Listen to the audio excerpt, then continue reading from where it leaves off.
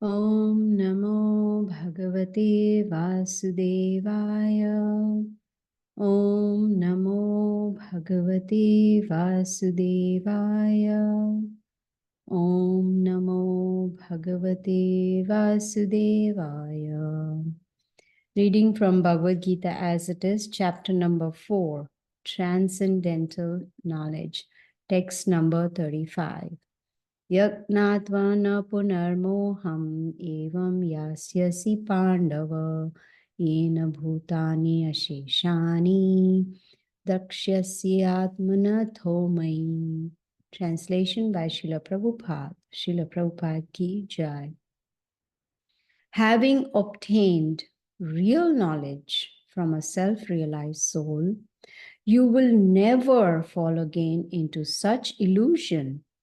For by this knowledge, you will see that all living beings are but part of the Supreme, or in other words, that they are mine.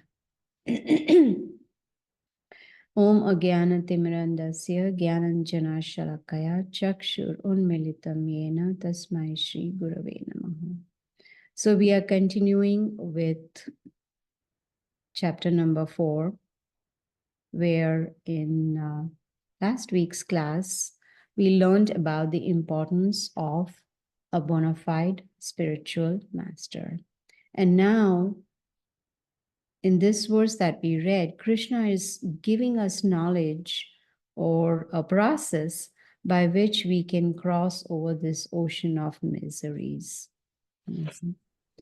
In the previous verse that we recited, number 34, Krishna clearly states, Tad vidhi pranipatena pariprashnena sevya upadyakshanti te jnanam naninas tattva darshinaha.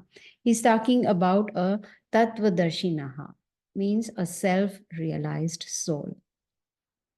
Krishna told Arjuna, just try to learn the truth by approaching a bona fide spiritual master.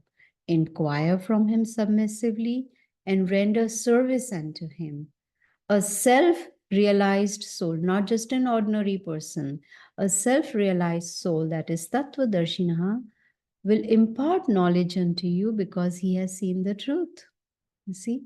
So if we want the absolute truth, transcendental knowledge, then we need to approach through a parampara, a disciplic succession.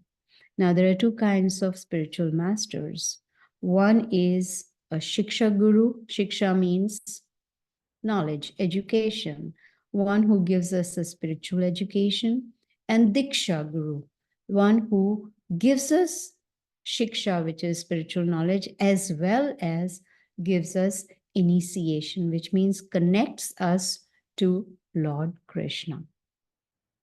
So in today's verse, Krishna is saying, now means Arjuna, now that you have obtained real knowledge, from whom? A self-realized soul, he says you will not fall again into illusion. Illusion is what? Maya. Excuse me. So what is the biggest illusion people have is, I am not going to die. Another illusion is, I am this body and all my relatives, everyone that is around me is going to live forever. So we are under a lot of illusion. And Krishna is telling Arjuna, now that you're taking this absolute knowledge from a bona fide source, a spiritual master, you will not fall again into illusion.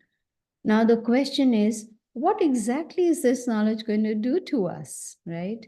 It will make us understand that we are parts of the Supreme Lord. Mamai Vamsha Jiva Loke, Jiva Bhuta Sanatana. We are eternal parts of the Lord. Amsha, Mamai Amsha. Krishna says, my parts. So that is what we will understand from this transcendental knowledge. And not only that, we will also understand all living entities are parts of Krishna. All means all, whether it is animals, birds, aquatics, whatever, human beings, all are parts of Krishna. So, this transcendental knowledge will help one, Krishna says, to burn up our past sinful reactions. Now, I don't think there is anyone who can claim that they have never committed any sinful activities. That is impossible. You know, most people, they are sometimes dishonest. Telling a lie also is a sin. So, if we have accumulated so many sinful reactions because of our past sinful activities, how can we remove all those reactions? In other words, burn up all the sinful reactions of our past. Here is a solution. Krishna says that when one takes on this transcendental knowledge, then it will help one to burn up all sinful reactions into ashes. And because it is, we have accumulated so many sinful reactions since so many past births, that we definitely need a clean slate. We need to wipe it all out. And we can do that in one shot just by taking on this transcendental knowledge. And what happens when all sinful reactions are removed? Krishna says, then one will not fall back into illusion again. You see? So we need to be careful that when we take on this transcendental knowledge, which is going to help us clear out our past karma, sinful reactions, that we don't commit any more sins, that our activities are according to the scriptures, according to the Shastras. So when we get this transcendental knowledge, we will understand who is God, who is Parama Ishvara, not just Ishvara, but Parama Ishvara, the Supreme Personality of Godhead. How does he create? How does he maintain? And how does he annihilate this creation? What is that energy? And this Maya that we are talking about is actually energy of Krishna. Maya is illusion. Krishna is controlling Maya. Many people, Prabhupada mentions in his purport that many people think Krishna is a great historical personality. No, the scriptures, the Vedas declare that Krishna is the Supreme Personality of Godhead. Ishvara Parama Krishna, Satchidananda Vigraha, Anadir Adir Govinda Sarva Karana Karanam. He's the cause of all causes. He's Parama Ishvara. He's even the Lord of all. You see? So we should not go by what people say, but what the scriptures say. Now, there are three ways to understand the absolute truth or Krishna. The lowest stage is called Brahman stage, where we realize the Lord is an effulgence, a very powerful effulgence, which is called Brahma Jyoti. Above that is second stage, which is called Paramatma realization, where we realize the Lord as the super soul within the heart. But the topmost stage of realization is understanding that Krishna is a personality. He is a person. He is the one who has a body which is transcendental, which is Sat, Chit, Anand. It is eternal, full of knowledge and full of bliss. You see? So that is the Supreme Personality of Godhead. And scriptures also give us knowledge about the qualification of the Supreme Lord. Aishwarasya, Samagrasya, Virasya, Yashashriya. There are 6 opulences. Whoever, possesses those 6 opulences in full is considered to be the Supreme Lord. So from the scriptures, we do come to know who is God, and we also understand how to reach him. So the first step of bhakti yoga or self-realization is to get transcendental knowledge from a bona fide spiritual master who will teach us the very first lesson of Bhagavad Gita, which is I am not this body, but I am the spirit soul. See, we are individuals and we will always remain an individual. It's just this body that is going to change. We just like I'm wearing this outfit. When this gets old, I'm going to discard this and put on a new one. But me remains the same. I remain the same. Similarly, the soul remains the same, eternal, but only changes bodies. Dehino asmin yatha dehe kaumaram yauvanam chara. Tatha dehantara praptir dhiras tatra namuyati. A dhira, a sober person, does not lament when the soul changes bodies.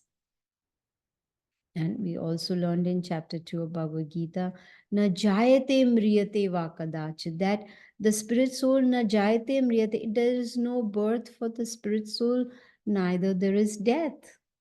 But because of being in Maya or being in illusion, we think we are separate.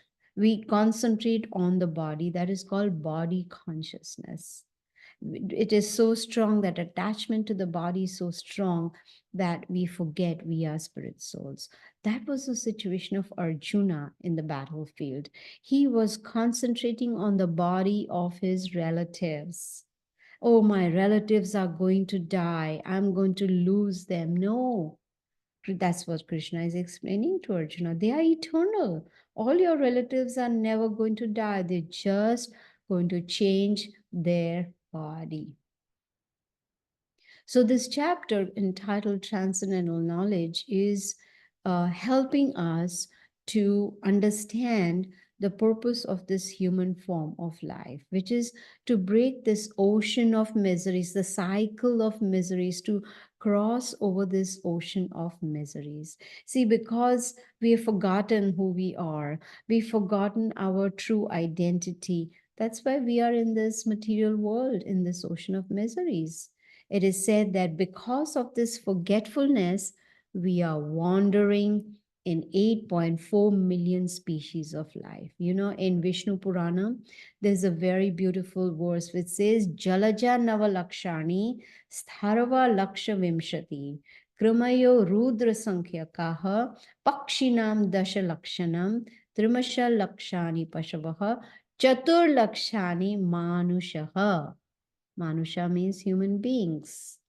Chatur Lakshani means 400,000. So the Vishnu Puran is dividing the 8.4 million species of lives into different categories. Says there are 900,000 types of aquatics, 2 million types of trees, 1.1 million type of insects, 1 million types of birds, 3 million types of animal bodies, and only 400,000 types of human bodies. And that adds up to 8.4 million different species, different types. Now, we must not mistake 400,000 to be the population. No, it is the different types, different species of human beings it's talking about. You see? So from this, we can see that human beings are very, very rare. It's a rare form. Only 400,000. Even the aquatics are 900,000 different species, right? So the first step of realization or self-realization for a human being is to take on the process of bhakti yoga. Take on this transcendental knowledge from the proper source and contemplate on it. It's not blind faith. Krishna did not tell Arjuna in the battlefield, okay, you sit down, I'm going to look into your eyes, and boom, all the knowledge will go into you. No. Or he did not say, I'm telling you to do this or do this, this, and this. No. He explained to him. And then Arjuna thought about it, contemplated on it, and said, oh, yes, what Krishna is saying is the truth. That is the absolute truth. So when we hear transcendental knowledge from proper bona fide source and we think about it, then only we can put it into practice, right? It's not a matter of blind faith. So when we start learning the Bhagavad Gita, it's like the theory part and the practical should go on side by side. So here we are hearing Bhagavad Gita, and at the same time, we should practice mantra meditation. When we do that, then by the mercy of the Lord, we will understand what we are hearing. Otherwise, it's just going to remain theory. Like we read some novels or some magazines, it's just going to be one of those things. But if you really want to understand, then we also need to do some practice. Otherwise, there'll be no self realization. Now, excuse me, Krishna is talking so much about transcendental knowledge, like perfect knowledge. What is that perfect knowledge? It is the Bhagavad Gita. It is said that when Krishna came as Vyasadeva, incarnated as Vyasadeva, he wrote the Vedas. He actually wrote one and then he divided into four. Now, the summary of those Vedas is these books at the back, which is called Srimad Bhagavatam. And the essence of Srimad Bhagavatam is Bhagavad Gita. And what does the Bhagavad Gita teach us? Jivera Swarupoe Krishnera Nityadas, that we are eternal servants of the Supreme Lord. That is our constitutional position, which means what does a servant do? The servant serves. So when we serve the Lord with love and devotion, by his mercy, we will be able to understand the Bhagavad Gita. Now, the question is how to serve him. The easiest and the best and the safest method is mantra meditation. We chant the holy names of the Lord on a daily basis. That will help us to realize our true identity. That will help us to realize what is my goal in this human form of life. You see, Arjuna, in the beginning of Bhagavad Gita, we read in chapter 1, even in chapter 2, that he is so confused, he's lamenting, he's depressed, he is, crying, oh, my relatives are going to die, etc., etc. But no, that is the first, what you would say, first point that Krishna put across to Arjuna is they are not going to die because they are spirit souls. Now, in verse number 36 of this chapter, the very next verse, Krishna tells Arjuna, even if one is most sinful, even if someone has performed many sinful activities, when one gets into this boat of transcendental knowledge, one can cross over this ocean of misery. How beautiful. It's so simple, right? So this body is considered like a boat, and the bona fide spiritual master is the captain of the boat. The scriptures are the favorable wind that is going to move the boat forward. You see? So Prabhupada explains even this transcendental knowledge is the favorable winds that is going to take us across, help us, save us from this ocean of material miseries. Now, when we are in the ocean, one may say, oh, I can cross over the ocean. Is that possible? No. One may be an expert swimmer, but it is not possible to swim across an ocean. It is very vast. So to cross over this material ocean of miseries, which is very vast, we definitely need guidance and help from a bona fide spiritual master. You see, Arjuna, he was afraid of losing his relatives. He was afraid that they would suffer. He thought that it is so sinful to kill. It is better I run away. It is better I renounce everything and go to the Himalayas. No, it's not necessary. That's what Krishna explained to Arjuna. No need to run away from the battle. You are a soldier, you're a warrior, and your prescribed duty is to fight. All you need to do is change your consciousness. Similarly, for us, we don't need to run away from family or a job or business. No. We don't need to run away from friends and relatives. No. All we need to do is change our consciousness. That's all we need to do. So when Krishna says, when we step into the boat of transcendental knowledge, then we can cross over this ocean of miseries.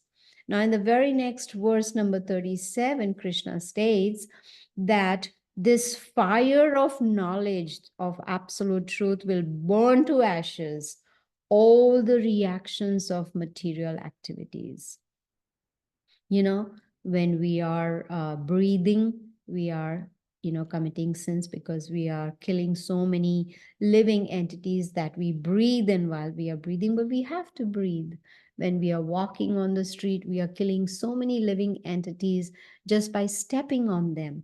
These are all sinful activities for which we will get sinful reactions.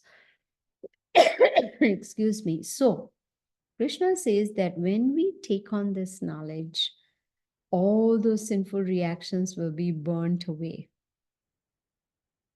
So, what transcendental knowledge is he talking about? About us, about the self. We need to understand who we are, need to understand who is the Supreme Lord. When we take on this knowledge of Bhagavad Gita and put it into practice, gradually our sinful reactions will be destroyed, which means our past karma will be destroyed and we can start fresh to lead a karma free life. Can there be an easier method of getting rid of all sinful reactions? I don't think so. It is not possible. Now, of course, as we studied in chapter 3, and we'll study again in chapter 5 about karma yoga, Srila Prabhupada explains, different stages of karma. Like there is a reaction in the making, there is reaction which is already fructified, there is reaction which is already done, we have already faced it, you see. So there are different stages of karma. You see, there are a lot of pious, impious reactions that we have accumulated. But the moment we start leading a karma free life, then after giving up this body, there will be no more birth. Now, today's last verse that we are going to take up is number 38, where Krishna says, there's nothing, absolutely nothing more sublime and pure as transcendental knowledge. Why? Because it's the mature fruit of all mysticism. If one just practices devotional service, which begins with mantra meditation, then this transcendental knowledge will be revealed to us in the heart. In the heart of who? Someone who is very sincerely following the Bhagavad Gita. You see, when a person is ignorant, that leads to bondage. But once one starts taking on transcendental knowledge, then it automatically leads to liberation. And liberation is possible only through practice of devotional service, which means service, serve with love and devotion. So, the best form of service that we can do is we can use our senses in devotion to the Lord. How? We use our tongue to chant the holy names. Hare Krishna, Krishna Krishna, Hare Hare. Hare Ram, Ram Ram, Hare Hare. We use our ears to hear these transcendental sound vibrations. You see, that is devotional service. So now that we have heard so much about transcendental knowledge, what exactly is it? It is nothing but understanding the Supreme Lord. It is spiritual understanding. And this understanding will bring peace and happiness in our lives. You see, it'll help us to cross over this ocean of miseries. Now, one may say, why do you keep saying ocean of miseries? It is an ocean of miseries. How?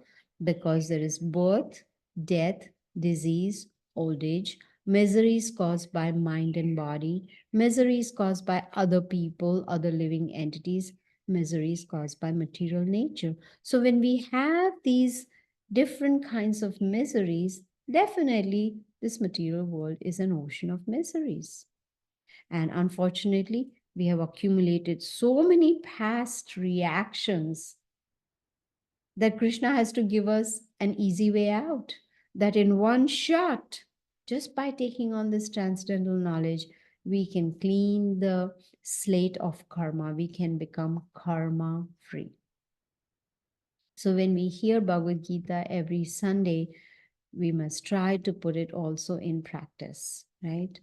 So, for us to understand this transcendental knowledge, we need to also do some practicals, and we will do that right now, like we always do every Sunday, right?